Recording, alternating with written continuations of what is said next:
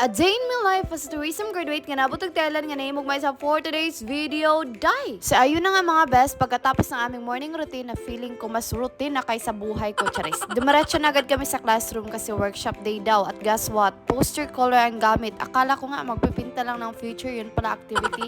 Hay! Pero ayun na nga guys, hanggang ngayon wala pa rin ako assistant kaya imagine nyo na lang ako yung tagapunas ng sahig kasi poster color everywhere. May nagpapasa na activity. At pinapatuyo ko na naman dahil kapag poster color ang gamit nyo, need talaga yan ipapatuyo. Tapos ligpit pa ng mga gamit sa mga kalat na aming estudyante. Lahat-lahat ako talaga dyan. Grabe, ito na yata ang pinakapuyat kong araw. Workshop time pa talaga pero laban lang kahit walang kalaban. At pagkatapos niyan, ubus na talaga yung energy ko guys. Parang cellphone na 1% na lang. Kaya sabi ko dapat masarap sana yung ulam ngayon. Pero ayun, plot twist mga best, hindi ko bet yung ulam. Pero wala tayong magagawa kasi hindi naman tayo nagluto. Kain pa rin kahit medyo broken hearted sa lasa.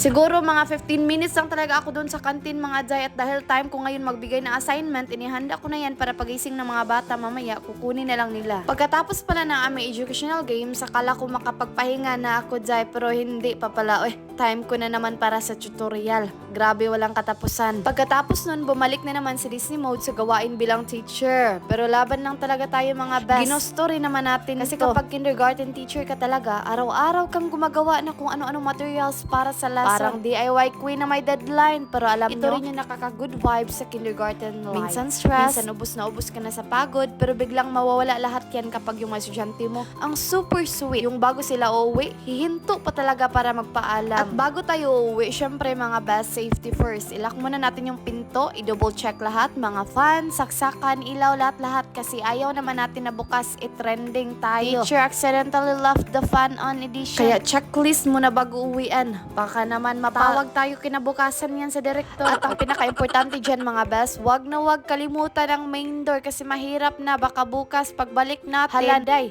na trending ng Disney Princess. Ogoy. At sa mga oras na yun mga best, 6 PM na talaga yan. Pero ayun si maliwanag pa talaga dito. Mas maliwanag pa kaysa sa relasyon ng mga jowa. Ay, charot. Pero okay lang kasi kahit medyo gabi na, hindi naman nakakatakot lakarin. Ang dami pa rin kasing nagjo-jogging dito, kaya carry lang. Pero ayun na nga, nakaabot din ako sa wakas sa labas ng campus. Grabe, medyo malayo-layo rin yung nilalakad ko mga 20 to 25 minutes. Parang mini cardio everyday. At ngayon, nandito na ako sa bus stop, naghihintay ng ride pa uwi. Pero dili, bus ang akong sakyan. Sad to say, wala tayong motorcycle. Kaya tamang hintay na lang muna tayo dito. Life lesson of the day, minsan hindi mo kailangan maging superhero. Sapat na yung maging teacher na nakasurvive sa buong araw. Kahit pagod, kahit walang motor, kahit hindi bet yung ulam, laban lang. Kasi at the end of the day, yung effort mo, may ngiti namang kapalit mula sa mga bata. At hindi nasusukat sa pagod ang passion ng teacher kasi bawat ngiti ng bata, recharge na agad yan. And see you in my next mini vlog. Kapuna ka!